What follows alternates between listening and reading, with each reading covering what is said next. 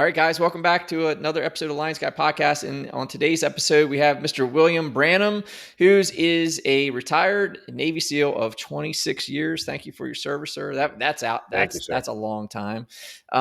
So he served in the traditional SEAL teams, but also taught as a SEAL sniper instructor. He's led major combat operations in Baghdad and across the Anbar province, and is now founder and CEO of Naked Warrior Recovery, a CBD company focused on the recovery of veterans and first responders. So, William, welcome to the show, my man. Thanks for having me. I mean, I feel like we just did like a whole show prior to getting on here. Yeah. I was like, we're talking about some good stuff. Hopefully we can like regurgitate some of that and put into this show. It happens, man. And I've done that. Like I talked to someone, we were even talking about getting on the podcast. We talked for an hour and I go, we should have hit record, but it's all good. We already, yeah. So real quick, who are you? What do you do? My name is William Branum, just like you said. I am the CEO, founder of Naked Warrior Recovery, which is a CBD company, a supplements company. It's also, there's a little mindset stuff that we do in there as well. I know you do some mindset coaching and things like that, and I'll give your viewers a link. Why don't I just do that right off the bat? Do it. If you go to the website 5 SEAL Secrets, the number 5 SEAL for Navy SEAL Secrets.com, you can download a PDF and it really talks about how to think like a Navy SEAL and just give you some tools and techniques. Just put your name and email in there, and then I'll send you a PDF. But we primarily we sell CBD. And some super greens and some other stuff. But I retired from the SEAL teams in July 31st of 2018. And I like to tell people that was the hardest military mission I've ever been on in my life. And I've done a handful here and there. And I'm still on that mission. I'm still working it out, because when I was in the military in the SEAL teams, and you said it's 26 years, and I was kind of thinking about it one day, and I was like, that's a quarter century. It's more than a quarter century. And when I thought about it like that, I was like, oh my God, I'm old, but I look amazing. So it's fine. But so I became a SEAL because I grew up in, a little town called Meridian, Mississippi. There's not a whole lot there. I thought it was the greatest place on earth when I was a kid. I was involved in Boy Scouts. I became an Eagle Scout, and I had some good friends there. I liked hunting, but I always knew that I wanted to be part of some sort of something that was bigger than me. I wanted to be part of some sort of military operation unit. And back then we didn't know anything about Navy SEALs. We didn't have internet. My TV had it had 2 knobs, and I was the remote control. And so there was like and then you could like twist that thing around to 150 different channels that didn't exist. And then, so I had 4 channels growing up, out in the boonies. And, but I always knew I wanted to be, maybe I wanted to be an Army Ranger. Maybe I wanted to be a Marine Corps Scout Sniper. Maybe I wanted to be a Green Beret. And those were the only things that I had really heard of. I wanted to be a ninja also when I grew up, because I watched a lot of Kung Fu theater. I'm still trying to become a ninja. My role models were John Wayne, in a bunch of Westerns, but he was also a Green Beret in the movie Green Berets in Vietnam. John Rambo, he was an Army Ranger. And then Chuck Norris, he was in a movie called Delta Force, and they were shooting rockets off of like dirt bikes. And I still haven't gotten a chance to do that. Maybe I will one day. And again, I watched a lot of Kung Fu theater, and so I wanted to become a ninja also. And then someone told me about a Navy SEAL. They were like, well, why don't you become a Navy SEAL? I'm like, well, what's that? And it's like, they run around in the woods, they blow stuff up, they jump out of airplanes, they scuba dive, they're snipers, they do all this other stuff. And I was like, and they work in really small units. And I was like, that's what I want to do. And then the guy that was telling me about it, he told me that that's what he wanted to do. So I wasn't that original back then. So I was like, that's what I want to do. And he's like, I also want to fly F-14s like the movie Top Gun. I'm like, yep, I want to do that too. I don't even know what an F-14 is, but I know that we won the first Gulf War through air power. So that all made I want to be a Navy SEAL and an F-14 pilot. Because with your timing, right? That's early 90s that you're kind of at this transition point, right? Yeah. Exactly. Not to tell people that I'm old, but so it was, so the summer which is between my 11th and 12th grade of high school is really when I like heard about Navy SEALs, and the Navy recruiter also called me at that same time, and he said, "Hey, have you ever thought about joining the Navy?" And had he called me 6 months earlier, I would have been like, "Hell no." Mhm. Number one, I don't want to be on a ship in the middle of the ocean somewhere. They had the ugliest uniforms. You know, the Marines have super cool uniforms, and the commercials when I was growing up was like a Marine was fighting a fire breathing dragon with like a sword and a shield, and I was like, well, that's what I would want to do. And so that just like, but the only people that had Navy SEALs was the Navy. So if you want to become a Navy SEAL, if you want to like achieve something great in your life, you got to maybe do something hard that maybe you don't really want to do. And so I didn't really want to join the Navy, but there was no way that I would become a Navy SEAL if I didn't. So I joined the Navy. I made some tactical errors along the way. I took the SEAL screening test when I got to boot camp. I failed it. And when I say I failed it, I didn't really fail it. I quit on the push-ups. Like I was like 38, 39. Oh, I'm so tired. I don't think I can make it to 52. And that was like the minimum number. And so that was my first like taste of quitting, and I didn't like it really at all. And so when I certainly could have pushed through that, but I didn't know that at the time. Then I made some errors, which just tactical errors. Like I was like, I could take the screening test again when I graduate, you know, before I graduate this Navy school that I'm going to, uh, or I can take another Navy school for 4 more months in a warmer environment because we were up in Chicago or north of Chicago in the wintertime. I didn't want to get up early. I didn't want to like go out and do the test when it's like, you know, 20 degrees outside. So I was being a little feeling sorry for myself. And because I felt sorry for myself, I took this other school where I thought I would, you know, go to school for 4 more months and then take the screening test and then go to Buds. What happened when I took this other school? I ended up on a ship in Yokosuka, Japan for 24 months and almost didn't get to go to Buds. And it took Mm. the chief of naval operations, who's the most senior guy in the Navy, for your listeners who don't know much about the military. The only people that are senior to the chief of naval operations is the Secretary of Defense and the President of the United States. So I pretty much jumped the chain of command because the people that were telling me what you can do in the Navy were telling me you cannot become a Navy SEAL because you're too critical because of this school that I took. And so the chief of naval operations came to my ship in Yokosuka, Japan, and he's had, you know, CNOs call. He said, anyone have any questions? And I raised my hand and I was like, yeah, I joined the Navy to be a SEAL. I think I deserve a chance to go, but my detailer won't let me go. I think I deserve a chance. What do you think? And this was, you know, in front of the whole ship. And I was going to my say ship this. was the only ship. My ship was the only ship that he went to. And there were like 11 ships, I think, in Japan. He didn't go to any other ship. He only went to my little ship and had CNOs call. And so people kind of prepped me a little bit. They were like, why don't you ask the CNO, because he's a common sense leader. He's made like, as he's like kind of gone up through the ranks, he went from like being like an E1 to the CNO throughout his, and he's just like, if people brought something up to him and it made sense, and he would change policy right there on the spot, depending like what leadership position he was in. And so they were like, why don't you ask the CNO? And I was like, okay. I did tell my commanding officer that I was going to ask. He was supportive because he's like, I don't know how we're going to get you to SEAL training. And so the CNO turns to my commanding officer and he's like, hey, is he a good guy? And my CO says, yeah, he was the sailor of the quarter this quarter. And he turns back to me, which is like employee of the month. And he turns back to me and is like, check, you'll be in the first class after your PRD, which is planned rotational date. And 6 weeks later, I was off to California to go to SEAL training.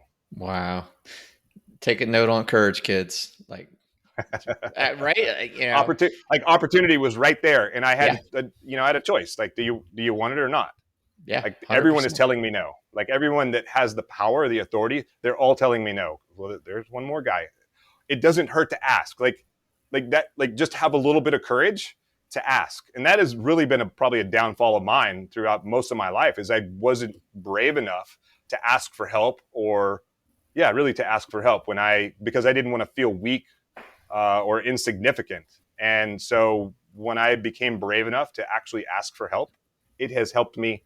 It has paid dividends across the board. It Yeah, doesn't pay to be scared. Yeah, that was ground zero of me starting Lions Guide. And like I remember when I started it, I don't know if it's still on the social media profiles or not, but I said literally like when I have had courage, I've had success. When I've had fear, I've had failure. Hard stop. Like if anyone's going to ask me in the 100%. elevator what makes you successful, I'd say whenever I had acted on my courage, I had success. Whenever I failed to act because of fear, I failed. Period. You know, Yeah, it's 100%. key, man. It's key. Beautiful. So went to SEALs, went to Buds. What was how was it compared to what you thought it was going to be, or did you not even know what you're getting yourself into? Because I didn't really know what I was getting into. My thought was, how hard can it be? Well, it can be pretty hard, actually. Just kind of naive and maybe arrogance, which I shouldn't have any arrogance, because like I quit on the first time I took the test. I actually failed it the second time I took it in Japan. And it was interesting because I was the only person taking the screening test to become a SEAL. There were other guys there taking the screening test. It's the same test to become an EOD guy or a Navy diver. Same test. The standards are different. So I beat everyone on every event: the swimming, the push-ups, the pull-ups, the sit-ups, and on the run. And then on the run, you run it in long pants and boots. And the other guys, they run it in shorts and sneakers. I beat everyone on every event. And I failed the run by 14 seconds. I was like, I got this. I'm good to go. And I crossed the line, and he was like, you missed it by 14 seconds. I was like, you got to be kidding me. So the next time I took it, no excuses. That's just like, no arrogance, no nothing. But the only, like, we didn't have, like, again, no internet back then, not a lot of books. So I read the book Brave Men, Dark Waters, and I read the book Rogue Warrior, and I read the book, Tom Clancy wrote it. Amazon came out with a really terrible version of the movie recently, Without Remorse. Don't watch no, the yeah, movie. The movie's terrible. The book is amazing. And then on my ship, there were a couple of guys that quit Buds. Like they had just quit, like, a few months ago. And one of their dads was a SEAL. And he had a VHS tape of some parts of Hell Week and parts of Second Phase, which is the diving phase. And so I watched that about 100 million times before I left. So I had a little bit of an idea of what it was going to be like. But what I didn't really prepare myself for was running on soft sand. Soft sand running sucks. It's not running on any kind of hard surface ever. And yeah. I was like, how hard can it be? And it was pretty hard. And so it took me a short 13 months to get through that 6-month block of training before I graduated. So It took you 13 months to get through SEAL 13, training, 13 months. Yeah. and Because I got injured a couple times. The first time yeah, I got injured, someone stepped on my leg. There was a little, they weren't sure if it was compartment syndrome or a hair fracture or something. That set me back. I also broke my ankle right around the same time. It was interesting. I went to medical, and the doc was like, well, you probably just need to suck it up. She was a female EOD PA, and there's a lot of letters there. And she was like, you probably just need to suck it up. And I was like, I don't like, it didn't hurt.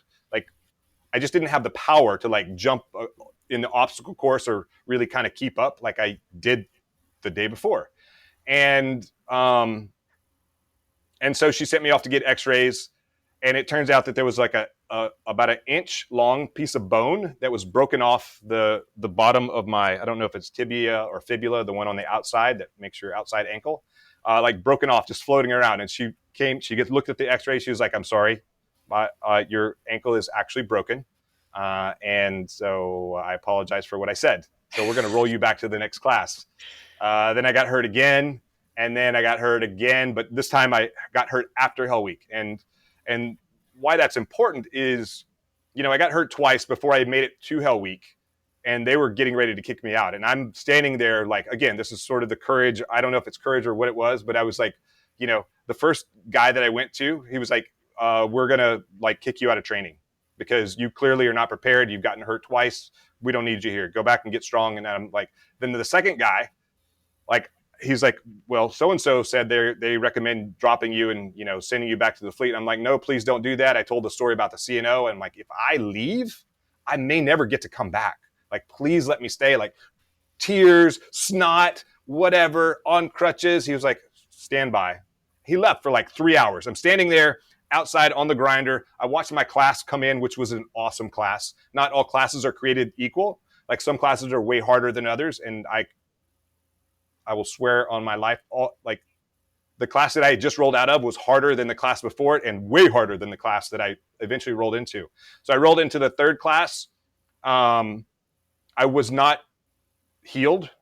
I pretty much hobbled my way all the way through first phase. I passed enough runs to get through. I went through Hell Week, and somehow out of Hell Week, I got more healthy.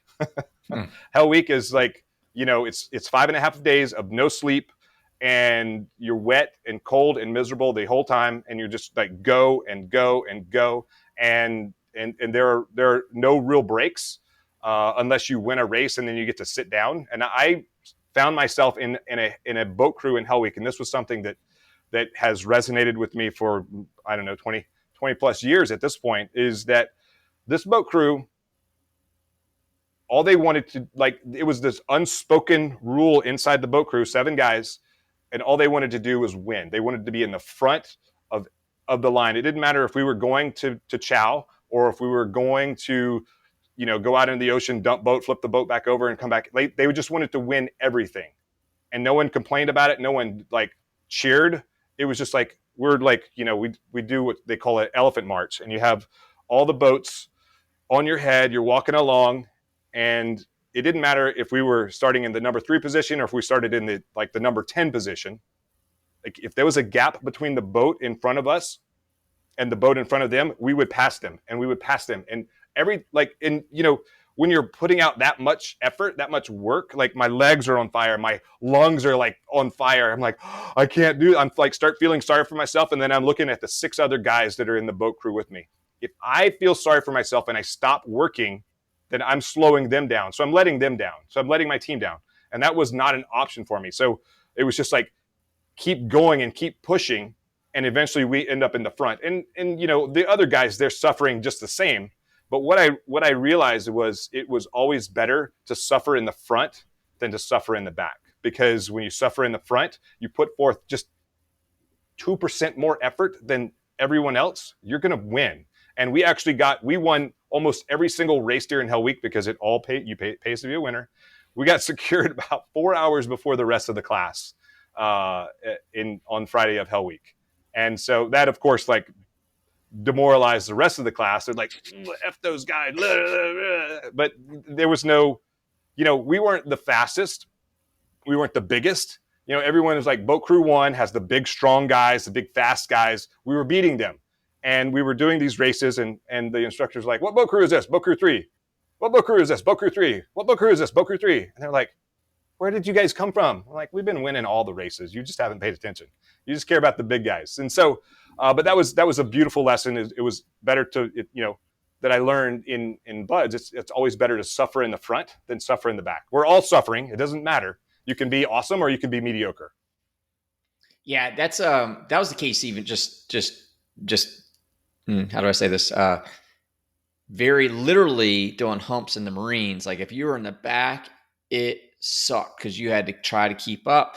And we always strive to try to get up to the front for the same reasons. But you hit on a lot of good things, I think, there. And I think, one of the things I just wrote down was around where you were mentally, but looking at those around you and what it did for you, I felt like really spoke to the importance of who you surround yourself with, like going 100%. Very general, right? It's like you were surrounded by 6 other guys who were there to win, and being a part of that group, and you had to level up, you had to, take it to their level, as opposed to if you were in one of those other boat crews that were okay with not coming in first, so to speak, that's where you would have landed, And it was interesting. So I started, I think, in boat crew 4 when Hell Week kicked off.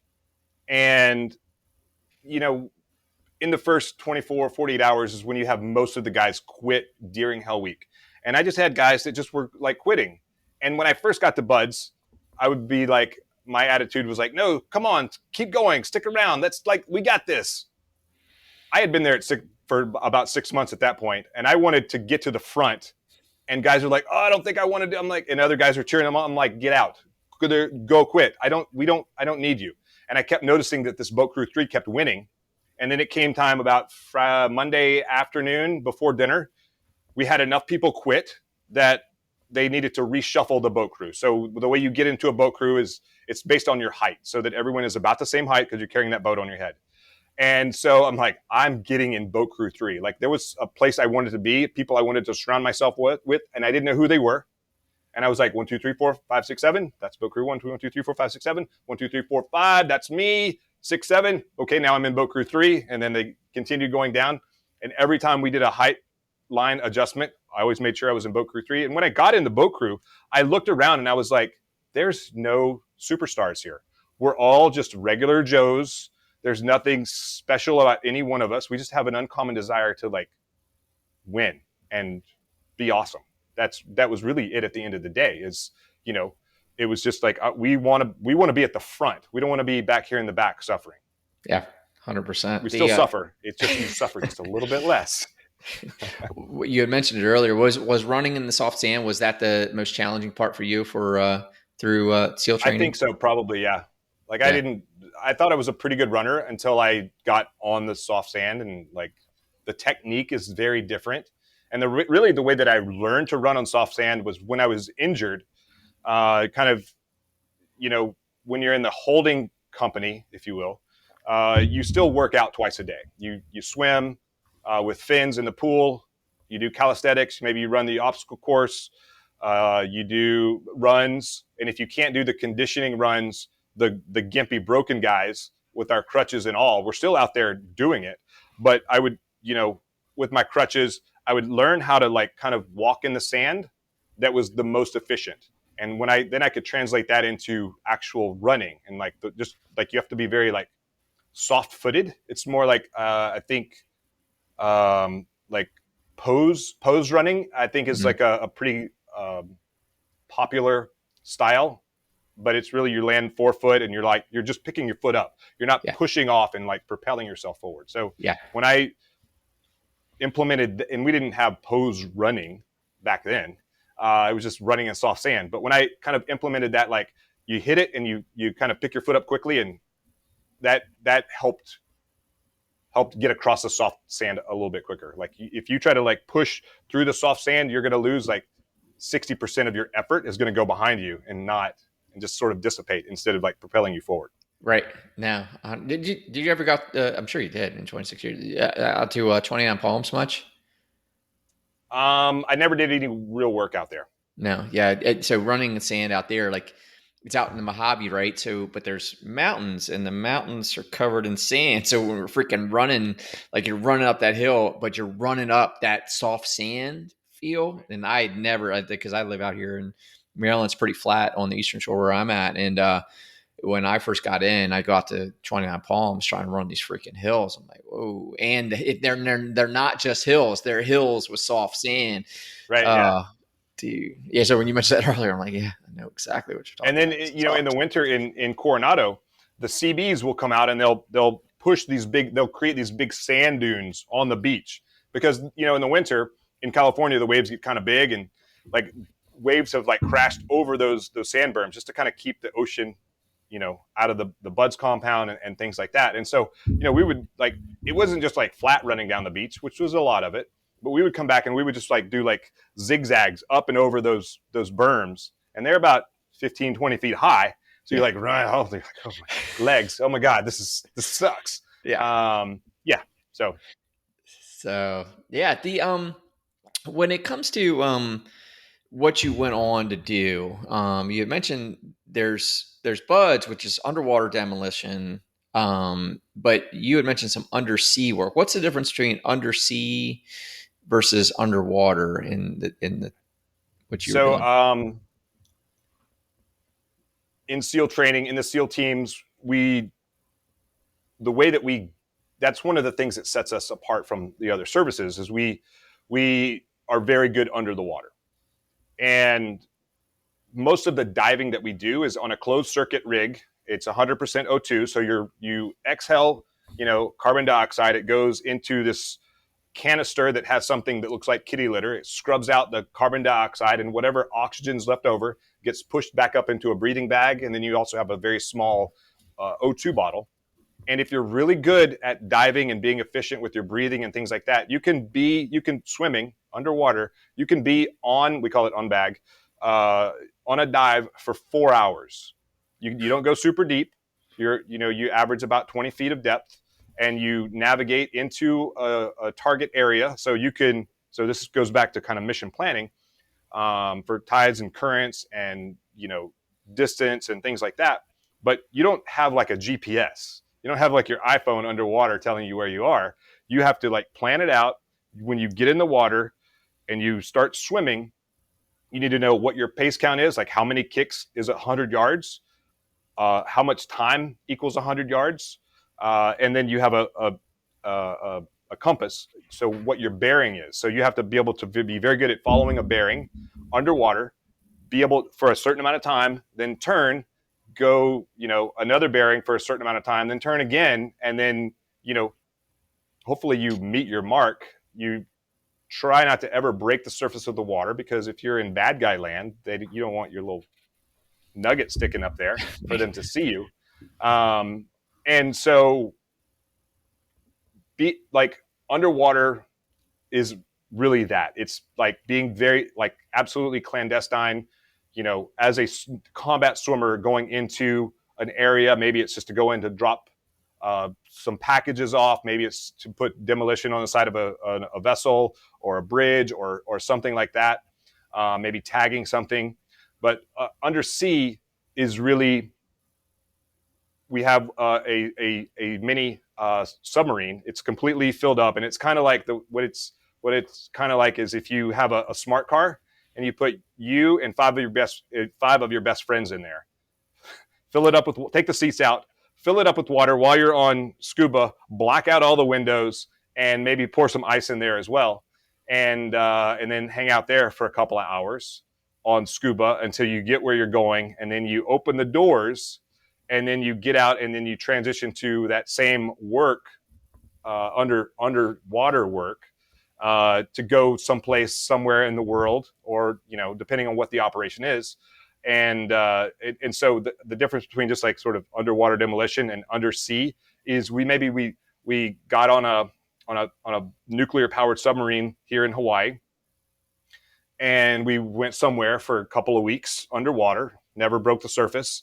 And then when we get where we're going, we have this garage on the back that it has our SEAL delivery vehicle in it. And you open up the garage door, you pull the SDV out, a pilot navigator get in, 4 guys get in the back, and then we go somewhere and we do stuff.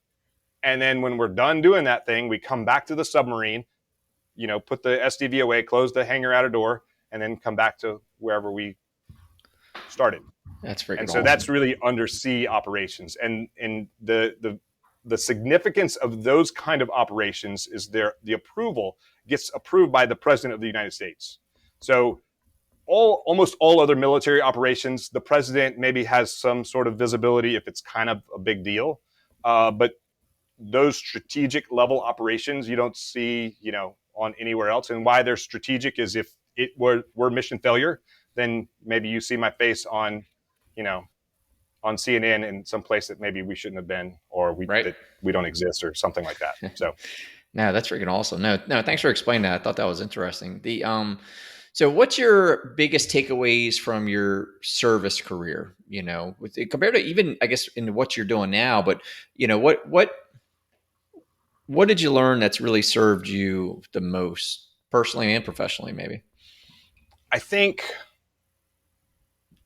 like I said earlier, becoming a civilian is really the hardest military mission I've ever been on. But I think in this world of abundance, and a lot of people have some deep pockets. So I'm an entrepreneur. I'm trying to sell products, but I have a product that I can't sell it traditionally. I can't do, Facebook ads or Instagram ads or anything like that, which is like pretty mainstream nowadays. I sell CBD, and those companies see CBD, even though it's the highest quality on the market, as an illicit substance. And I didn't even have a Facebook account until I started this company. And, people are like, dude, run Facebook ads. And then Facebook just deletes my account, like 3 of them in a row, until I kind of figured out what was going on. But they'll take your money. Don't you worry. They'll delete your account and still take your money. That's what they're They there don't, they for, don't actually care. for the money. Right. So what I've had to do is I've had to start thinking more unconventional about my approach to business, my approach to advertising.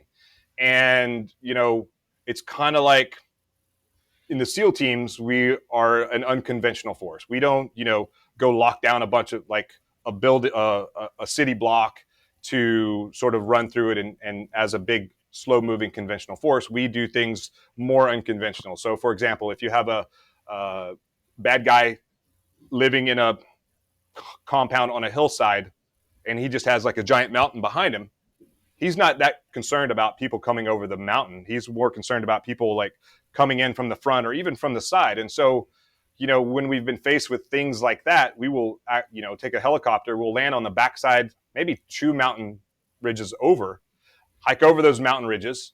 And it's going to take so much longer and a lot more effort. But by the time we get there, they have no clue that we were ever in the area. And then we get there. And so we have the drop on the enemy, and they never saw us coming. They didn't hear us. They couldn't even conceptualize someone climbing over, 11,000 feet, to come in their back door. So I think one of the things that has really helped me that I've brought from my military experience is really just thinking unconventionally, or doing things a little bit bolder. Because, when I was teaching sniper school and I was a sniper in a platoon, it's a misnomer that all SEALs are really great shots. They're not all great at like sighting in their weapons. Like some guys are really good at blowing stuff up. Some guys are really good at like being comms guys. So me as a sniper, as a weapons expert, if you will, I was really in charge of when we would start a block of training to get guys sighted in on, help them get their gun sighted in. And what I'd noticed is a lot of guys would see their impact at 25 yards and then, do like small corrections. And their bullets didn't really seem to travel across the paper to get to that bullseye. And so what I would do, I would just come over and I would make these gigantic adjustments, make bold adjustments, just like really just crank, like over crank their if they're using iron sights or some sort of optic, to like move it exponentially across the paper. And what would happen if I made those bold adjustments, their impacts did cross that center line, but they were actually closer to where they wanted to be. So then they could make those micro adjustments. So that was just something else that I really pulled out of being in the military. Was sometimes, you can iterate all you want, but you're not going to get where you'd need to be until you make these bold adjustments. And sometimes it's the opposite of what you're actually thinking. If everyone is thinking this way, maybe you should think the opposite of everyone else and make bold adjustments in the opposite direction. Yeah, no, definitely 100%. With regard to, especially in the military career and where leadership is so important, what makes a good leader in your opinion? That's a good question. I think, some people are like charisma and being, knowing how to talk to people. Really, what makes a good leader, in my opinion, and from my experience, is the leader, the guy that's humble, the guy that asks questions, the guy that doesn't know everything, and the guy that is, of service to the team. For me, a leader is about taking care of the team, giving them direction, left and right boundaries, sort of commander's intent, if you will, and then training them in order to do it, and then say, go get them. Not being a micromanager. There's this thing in the military where leaders eat last. So all the junior people, when you go to the chow hall, they eat first, and maybe there's not time for the leader to eat as everyone sort of cycles through there, and that's just part of it. So hopefully, if you have good guys in your team, they'll bring you a box lunch out, and so that you do have a chance to eat. But I think that's really what helps make a good leader. You have to have good decision making skills, and you don't get those overnight. You have to go through a lot of failure. and a lot of learning and a lot of just being humble enough to be okay with failure, accept failure, um, and learn from, be brave enough to ask questions. And I've failed in that very specific aspect, and many times of my leadership career is where I was afraid. We talked about, being courage earlier. I was afraid to ask questions. And once I became brave enough to ask questions, even if they were guys senior to me or guys junior to me, when I became brave enough to ask the junior guy a question like, hey, how would you do this? Number one, it empowered that junior guy, and it gave me the answer. Two, it empowered the junior guy where he was like, oh my God, you trust me. And just like giving them that trust, like that was like probably the most empowering thing of like, now they trust me because I trust them. Like maybe they were like, I don't know about this guy. And because I asked a question, I asked for help. They're like, oh, he trusts me. And that is irreplaceable. Creating that Yeah. trust in as a leader. Yeah, no, trust capital. It's key. But no, and it's so, it builds that loyalty, like that trust that, yeah, I think I can't even say it better than you did, that you are showing that you care about what they think. You're not being that dictator leader. You're going in and Right. go, hey, Yeah. how do you think we should do this? What are your thoughts on this? And that inspires them to want to be a part of the team. It gets their buy-in, to the results even more 100%. than the being told what to do, and they might think or know better, than what they're being told, but they weren't, to stay on your word with it, weren't trusted enough or even empowered enough to give their input. I think that's awesome. Awesome stuff. So what habits did you develop in the SEALs that you carry today that that you're not compromising on, right? So you're retired, I get it, but what habits did you build in your career, but they are still your go-to's for today? I think probably my work ethic. I didn't know at the time that I was pretty severe ADD. I've never been diagnosed, but I did have a neuropsych eval once upon a time. I went to an organization called NICO, the National Intrepid Institute of Excellence, and it's at Walter Reed, and they treat guys with TBI and PTSD and a whole host of like a whole holistic approach to the body and brain. And they were like, "Have you ever been diagnosed with ADD?" I was like, "No." And they're like, look, your IQ is like way up here, like, but your attention is like down here at the bottom. And so, but what that, I guess, allowed me to do was just like, I don't have the same, I don't learn things the same way as everyone else. So I've had to like kind of work a little bit harder, in my opinion, work harder than everyone else. So I had to like really try to like work on focus and create, different platforms or different ways for me to like figure stuff out.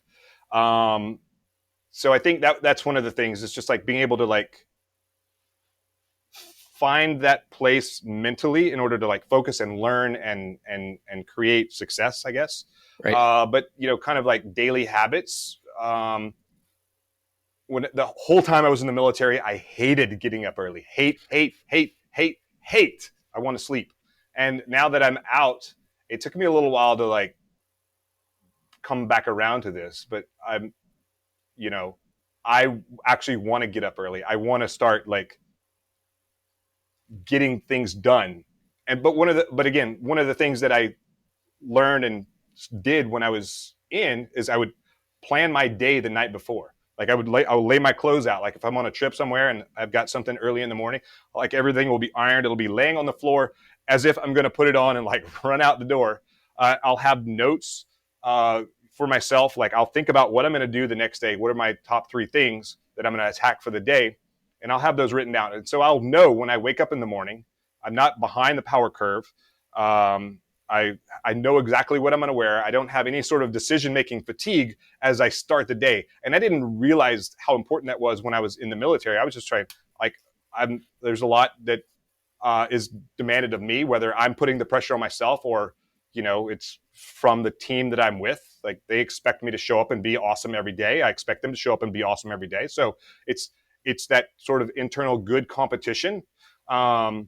that I needed to like prepare myself the night before, because my brain doesn't work the same as everyone else's. And so I have to plan the night before. And I found that that is really a key to my daily success, is plan the night before and then execute it. Lots of people talk about your morning routine. Mine starts the night before, Yeah. about 8, Actually, 8:30 p.m. I'm actually with you. I do the same thing. I, and I even coach people this today. Like, you rest a lot easier. Like your brain, and maybe it's guys Yeah, like you, me, I don't know, but I know my brain. If I don't close my day down, and that's I call it my day close routine. I go through a specific set of routine at the end of the day to close my day down. If I don't do that, my brain just keeps going. It's grinding. It's grinding. It's right. grinding. Especially in the world of entrepreneur, business owner, leader. Like, And I've noticed that with myself, and I've really started paying more attention to it recently, the last few months. Is I wear a Whoop, and it tracks HRV throughout the night. And when I do that good closeout of the day, preparing for the next day, my HRV is higher.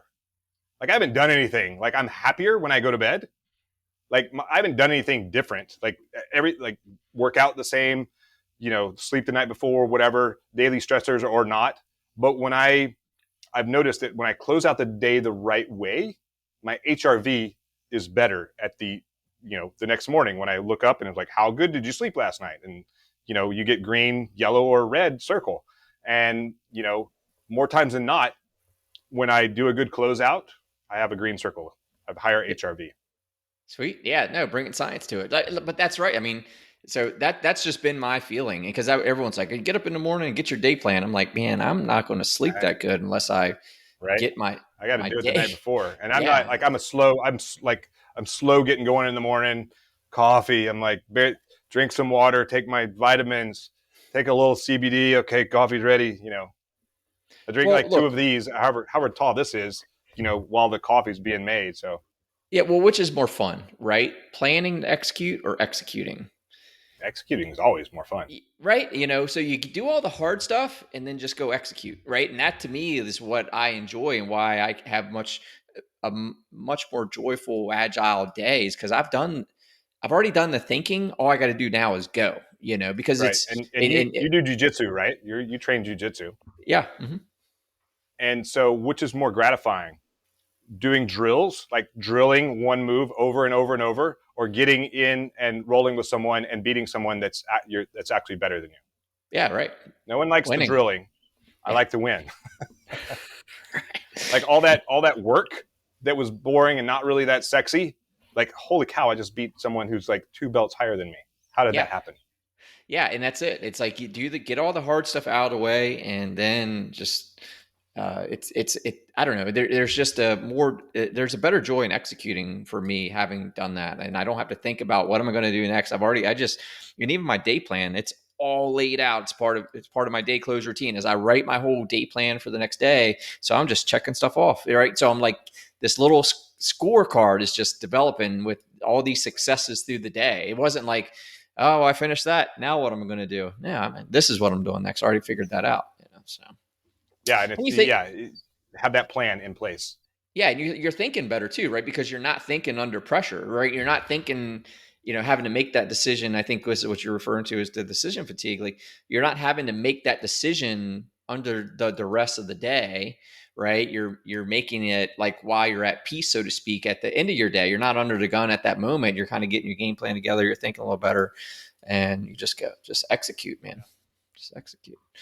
So what was the you've talked about it a few times, so the transition we've mentioned a few times, the transition from the military, how was it for you? So long time, a quarter of a century, how'd it go? So I live on an island in the middle of the Pacific Ocean. When I retired, I kind of sort of thought I had a plan, but I didn't really have a good plan. I started a consulting company to help companies navigate the military acquisition system. And when I went out to look for clients to help out, maybe they have a widget that they want to sell to the military. Maybe it's ready for prime time, maybe it's not. But I learned very quickly that the word consultant was not that welcome. Like, I want to consult, how to, navigate this, because my last 3 years in the military, what I did is I was part of the acquisition department. And what I did is I went out and found, we had what's called an operational deficiency report. And basically, if we don't have, if there's an operational deficiency, you don't have a technology, you don't have a TTP, you don't have a tactic, techniques, or procedure, you don't have some sort of capability to do a mission, you create this, what's called an operational deficiency report. And it can be created at the most junior deck plate level, and it goes all the way up as it gets sort of adjudicated through the chain of command to the admiral, and he'll sign off on it. But there's no funding that's aside to fix these deficiencies. It just basically brought up, hey, we have this deficiency, and we can't do X because of this. And sometimes it gets attention, sometimes it doesn't, but it does kind of help change programs of record. It helps adjust funding requirements along the way, but there's no funding assigned to actually fixing the problem, especially if it's a technology shortfall. And so my last 3 years, I came into the acquisition shop, and my boss was like, hey, we got all these ODRs. We need to find solutions for them. Who wants to take this one? And we just went down the list, and I just took a whole bunch of them that I was like kind of interested in. And I went out and found $16 million of other people's money to create technology that never existed before, like quantum cascading lasers, some different kind of capabilities to communicate voice, GPS, and video communications underwater. From communicate from a UAV overhead to guys underwater, like 100 miles away. Wow. And so, and some other kind of inflatable technologies. So I took that experience, and I was going to use that to basically sell my experience and my connections to other companies. And other companies, all they wanted me to do was like, hey, we've got this widget. We think it's awesome. Why don't you go sell it for us? And by the way, we'll just pay you a commission. We're not going to pay. I'm like, oh, that does not sound like a good deal to me. So I had a lot of failure. I also have a lot of baggage from, toxic relationships. I have baggage from some work stuff. And so what I was doing at night was, before I got my act together, I was drinking myself to sleep to kind of like calm that noise in my head. And we all have noise. It's just how we deal with it. And the way I was dealing with it is I was pretty much drinking myself to sleep at night. And then I found CBD. I had heard about CBD, but I wasn't going to take something that was marijuana derived while I was still on active duty. And it still took me another year after I got out to try it. And a buddy of mine gave me a bottle. And what I say is, water boils at 212 degrees, and I was probably living at like 210 degrees. I was like, my fuse was very short. It didn't take much to like hit that boiling point. And so over time of taking CBD, I kind of went from like 210 to 205 to 200 to 195. Maybe I ended about 185 when I finished that bottle. And I also noticed that like my aches and pains were just less bad, but I didn't notice anything like immediately. There weren't like I took it in like rainbows and unicorns or anything like that. I have a daughter, so those are my analogies. But maybe I slept a little bit better. Maybe I was a little less pissed off. But over time, I noticed that I was drinking less, I was sleeping better, and I was able to really grab hold of those thoughts, those fears, that desperation swirling around in the back of my head. And once I was able to like actually have my own positive self-talk, I was able to take control of those fears. I talk about fear as like a vampire, and I don't mean like lions and tigers and bears and spiders and snakes. I mean like the fears that live in that deep dark place in the back of your mind. It's like a vampire because it lives in the darkness and it sucks the life out of you. That's what those fears do. And how do you kill a vampire? Is you expose it to light. And so that's what you have to do with really those fears. And CBD kind of helped me it was a modality that helped. And I was able to like pull those fears out and expose them to the light. And then once I, exposed those fears, I was able to control them, and they were no longer able to control me. So my transition to civilian, and that's why I started Naked Warrior Recovery, is because I got enough of a positive benefit using CBD as a modality to try to like turn that noise down and not rely on alcohol or pharmaceuticals or anything else to to slow it down, then I was able to have the positive self-talk. Then I was able to start my own company. And kind of the way that that whole thing happened is I tried CBD. I had positive results. I stopped taking it. I started going back the other way. I tried another brand. I got positive results. Then I was now I'm like super interested in the industry. I was at a business conference and I met someone in the CBD industry. And I was like, I really wanted to work for her. I wasn't ready to start my own thing. And I was like, hey, you're the CBD girl, right? She was like, yeah. Like, I'm interested in CBD. So she's like, so do you want to do A to B, B to B, B to C? I'm like, I want to do CBD. That's like, I really wanted her to hire me. And she's like, well, I can't hire anyone right now, but so why don't you just start your own CBD company? I'm like, I don't know how to do that. She's like, listen, you're a Navy SEAL. You can figure it out. And I was like, oh, can I have my man card back, please? And so she kind of like gave me some left and right, and I dove into the CBD industry. I found like it was super, like it's a dirty industry. It's cleaning up, but it's a dirty industry. There's like this thing called Delta 8, which is like one molecule off of THC, Delta 9, which is illegal. Delta 8 is legal right now, but it's like a lot of people are pushing it.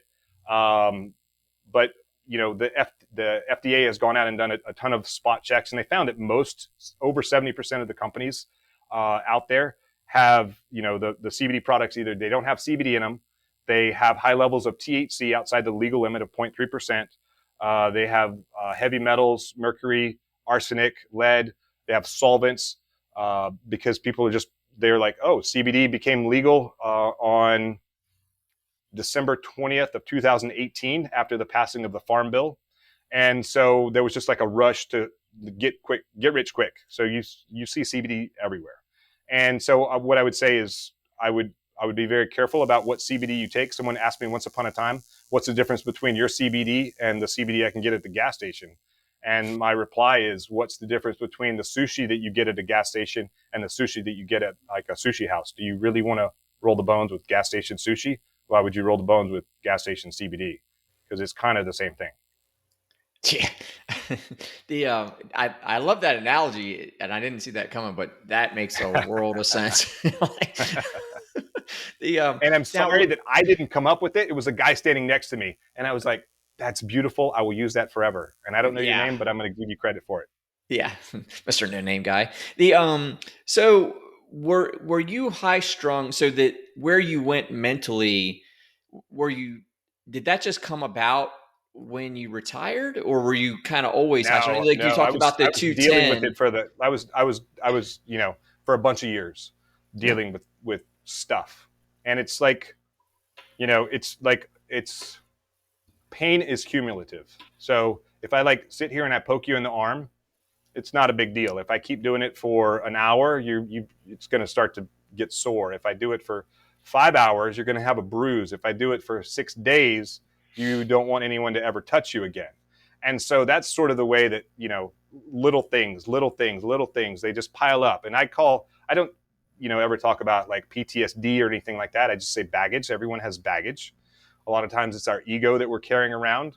And so it's really about taking that baggage off and setting it in the corner, taking your ego off and setting it in the corner. Like people will put baggage, they'll put shit in your rucksack, and like it's not yours, it belongs to them.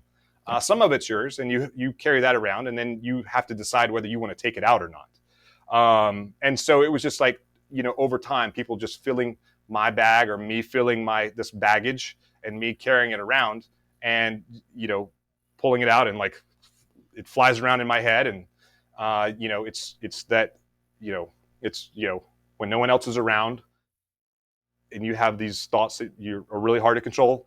You know, negative energy. I don't know how to put it like really in another way. Or, you know, you're in a car by yourself, and then all those thoughts start flying around. So, you know, like I said earlier, the way that I kind of dulled them out was I would pretty much drink myself to sleep at night. And so, and yeah, again, CBD was a modality that helped me kind of turn down the noise so that I could actually get that positive self-talk, because I wanted to be better. I wanted to be a high performer. I wanted to, like, you know, be in my prime as an entrepreneur, as just a man, And I wasn't. I was failing myself, failing my family, failing in so many different ways. But I had to go through that failure in order to really understand what success looks like, what growth looks like. And I'm still growing, I'm still learning, I'm still like achieving. Like there's like I see like, 9,000 mountain peaks in front of me, and I need to go hit every one of those and the 9,000 that are beyond that. So um, you know, it's easy to fall into the trap, and I fell into this trap when I graduated SEAL training. Is that I was like, I graduated the hardest military training in the world, like I'm good to go. That's like that. I got selected. Like BUDS is a selection process. It does not make you a Navy SEAL by any way, shape, or form. Anyone who says otherwise has never been in the SEAL teams. Um, so, but I was like, I'm good to go now. And there's a saying in the SEAL teams that says, earn your trident every day. And what that means is no matter how awesome you were yesterday, today's a whole new day. So you need to be just a little bit more awesomer and a little bit more awesomeness, because I expect it out of you. And I know that you expect it out of me, and we all expect it out of each one of us. Like no matter how good we were yesterday, today we need to be a little bit better and a little bit better. So we're always climbing those mountains, hitting those peaks. But that took time. Like I forgot that lesson when I got out. I failure. So once I accepted that failure, I got it. Okay, now it's time to start climbing. Yeah, and I love everything you just said. I mean, especially about the ego part, the part of carrying other people's baggage by itself is a big thing, but checking yourself, right? Just being honest with yourself about your way of thinking just might not be it. It might not be Right. working for you, you know. I could feel sorry for myself, or I could do something about it. Yeah, no, 100%. And no, I really appreciate you saying that, because that's what you see. Like it's like the better way of saying, like, man, that dude just can't get out of his own way. He's got it all figured out, and he just won't hold that mirror up and realize his role in that failure, those issues, whatever the case may be. And So that's really what the naked warrior is taking that ego off, taking that baggage off, setting in the corner, be a little bit exposed, be vulnerable, make yourself vulnerable. Like the courage that it takes to be a little bit vulnerable is like incredible. And I know we've talked about courage a few times, and really I think that's it at the end of the day, is just like figure out how to tap into that bravery, that courage, in order to like be vulnerable just for a yeah, little bit. look, It's fine. so that you can be It's relatable. manly, Like actually. let's no, let's be real. Like everyone's got, you say it, like everyone's got their baggage. So stop pretending like you don't have freaking baggage. Like you've got everything figured out and you're perfect, man. I can tell you real quick, like I just want to deal with people who are real. Like if I've got to think about if the words coming out of your mouth are authentic or true, like I don't have time for you, man. I just don't. And you can smell that, and I just, and I guess with age, maturity, experience, whatever it is, like I've hit that point where I only want to deal with people who are going to be real, especially like talking about in the circle, because I can't I just can't. I just don't. I need to deal in truth. Is look, before the show we talked about society in general. Like you don't even know what to believe anymore. So it's bad enough just we're living through this noise. Another one of Right. yours, like we've got all this noise. There's so much untruths. Like I just want the peace of talking to a fellow human being and know that I can trust the words coming out of their mouth, man. And like, and a lot of that again is ego. They're trying to protect their freaking little fragile ego, and they want to don't, they just want people to think they're freaking perfect. They don't have any problems. Like, get real, man.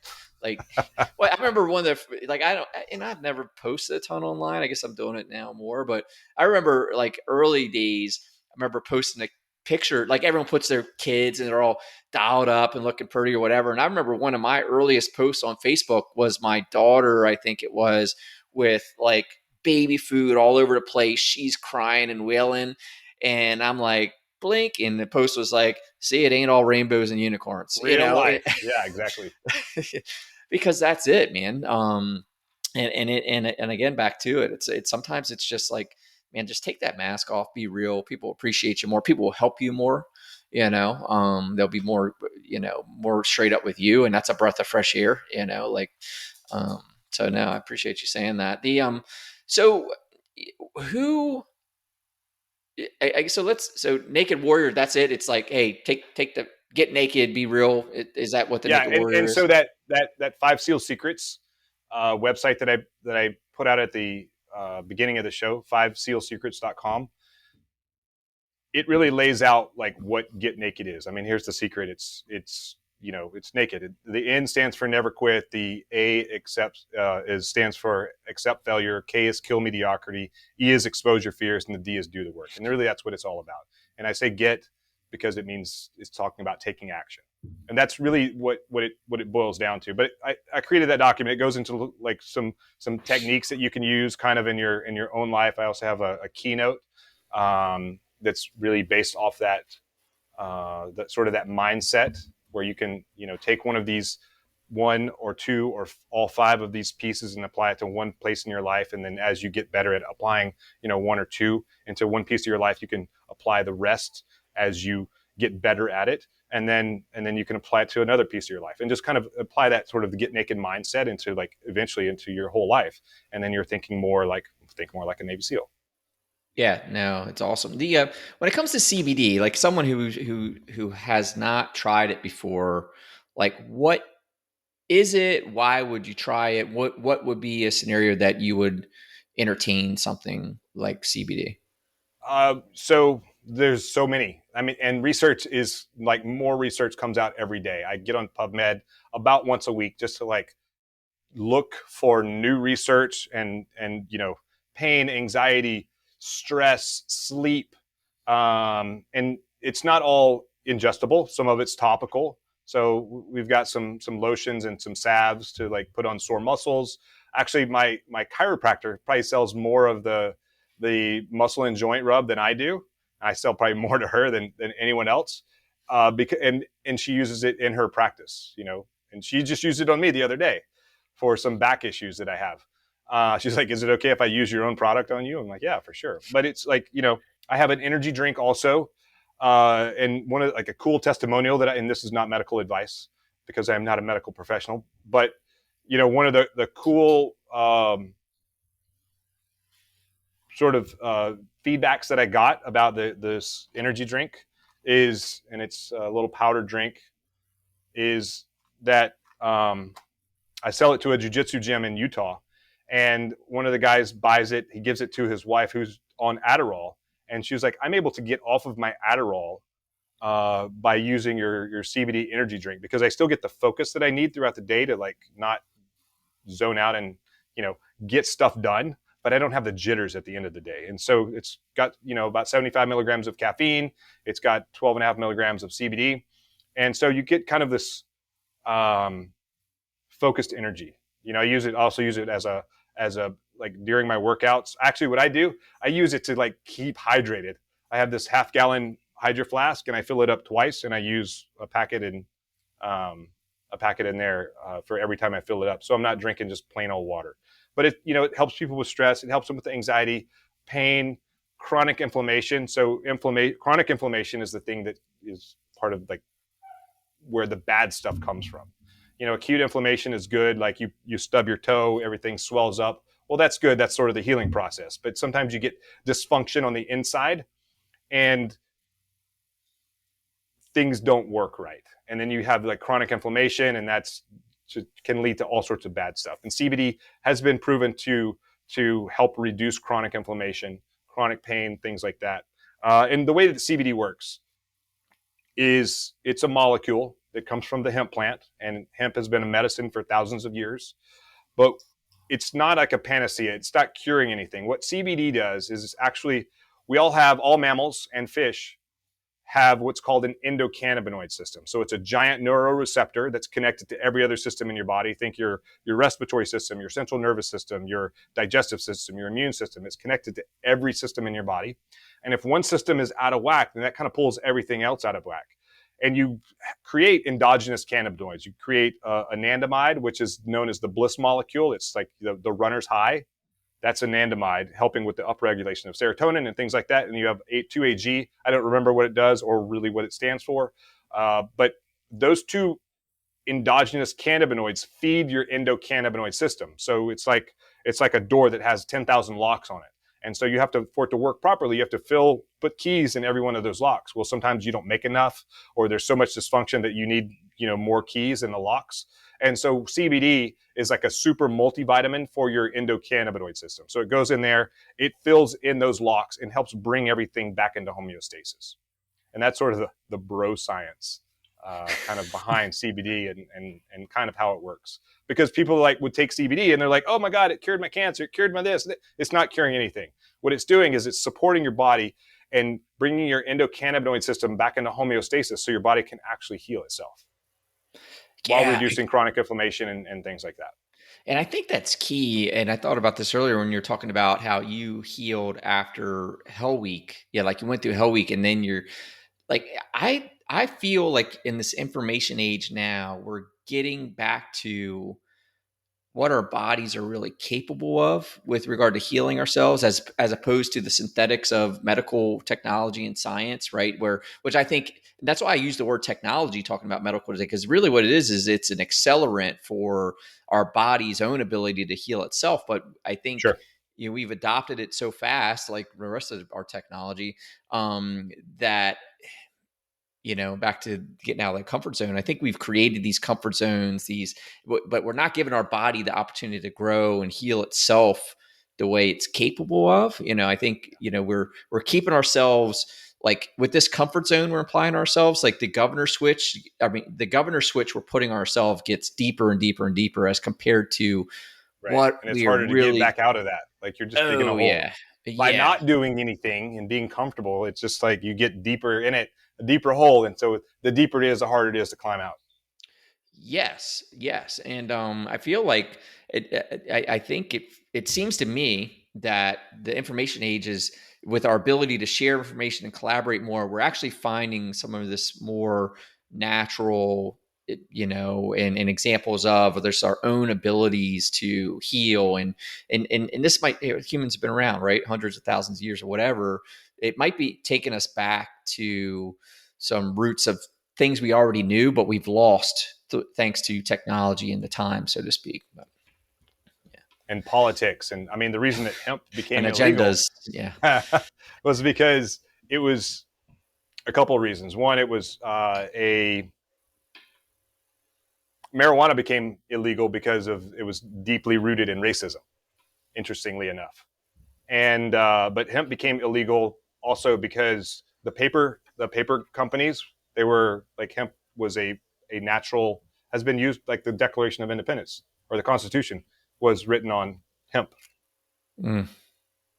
And so it was like a competition. So let's outlaw it along with marijuana, and you know even though it's been used as medicine for thousands of years. The more you know, Not to be kids. political Yeah. or anything, but No, yeah, I mean, I think look, we've got to pick our heads up and start asking why. Like, why is this? Why is it like this? Because sometimes these things have, maybe in the case of this, that was news to me, but like, just validate what you're hearing and ask why is that? And if it's something that was written 100 years ago, go, well, why did they make that decision then? And does it still apply? Right? Like, that goes back to the clarity and other stuff we've talked about, man. Like, just we've got to start picking our heads up. We've really got to start picking our heads up and start asking why more, I think, agreed. than what we are. Well, we're so busy. Everyone's so busy. They don't have time to think for Well, themselves. what are Just we busy doing? What are we so busy yeah, doing? right. Yeah. Yeah. Busy surfing, scrolling, Right. I was out in so about a month ago, I did a couple other podcasts. So I flew out to Arizona. I did a podcast with Don Fry and Dan Severin, old school UFC guys. And then I flew to New York and I did a swim across the Hudson River. It was a big fundraiser. So it's about 3 miles of running and about 3.5 miles of swimming, where you get in the Hudson, you swim out to a barge in front of the Statue of Liberty. You do 100 push-ups and 22 pull-ups. The 22 pull-ups is to the remembrance of bring recognition to, hey, we have 22 veterans taking their lives every single day. Then we swim out over to Ellis Island, do another 122. Then we swim to lower Manhattan, and we grab our flags and we run to the 9/11 Memorial and do another 122. And then on the way back, I stopped in California and visited a friend and business coach of mine, Bedros Koulian, And he was like, yeah, how's it going? I'm like, oh, I'm super busy. He's like, what are you so busy doing? And I was like, I had to have an answer like right away, because he will call bullshit on you 100%. He's like, everyone's so fucking busy. Like, what are you busy doing? Are you making Yeah. millions? Are you doing this or that? I'm like, well, I've been on about, at that time, it was about 60 or so podcasts. And I also have like a W-2 job. And I'm also, he's like, okay, let's see if we can make you a little more efficient. So, but yeah, it's Well, really, at the end of the day, people are so busy, but what are you busy doing? Like, really, what are you busy doing? there's busy and there's productive, and there is a big difference. Is it busy One work or is delivers it getting shit results and done? one doesn't. Yeah, exactly. So so who's your typical customer? How do they buy from you? Find you out on socials and all that good stuff. My you know, everyone has an avatar, and my avatar, my customer, generally I is veterans and first responders, but it's not just veterans and first responders. I'm focusing on veterans and first responders because that's my background. When I looked in and I saw that, you know, my why is 22 veterans take their lives every single day, and as I did more kind of and CBD helped me. And I know lots of guys have issues with transitioning from the military into civilian life. CBD helped me. I know I have baggage. They have baggage. We all have baggage. Um, and so that's really who I focus on. And I've gotten a lot of really positive feedback uh, from that demographic. But, I also have, real estate agents and soccer moms and things like that who use it to really help with issues that they're dealing with, some of their own baggage. And so it's not just for, veterans, first responders, high performers. It really has helped everyone from all sort of demographics. And then throwing the mindset piece in there. And my website, if you're interested in CBD, is NW for Naked Warrior recovery.com, or you can write in Naked Warrior Recovery, all one word.com. I just changed it from Naked Warrior Recovery because maybe people don't want to write naked in their search engine. So I made it NW recovery.com because Not safe for work. I'll respect your privacy or whatever you're doing on your computer. That's awesome. Well, William, man, it's been an honor to have you on. Yeah, I this was appreciate you super fun. sharing your story. Yeah, your experience. Tons of gold there, man. And it's going to serve those out there listening. Great experience. Like I say, a lot of great advice there. So it's going to serve those who need it. For those of you who are driving or didn't in the gym, whatever, didn't get to write that down, it'll be in the show notes to find William either in the socials on his website and all that stuff. So go check it out. So, Awesome. William, man, I appreciate you coming on. Thank you, sir. I appreciate you having me here for sure. All right. Thank you. All right. Talk soon. Yep. Bye.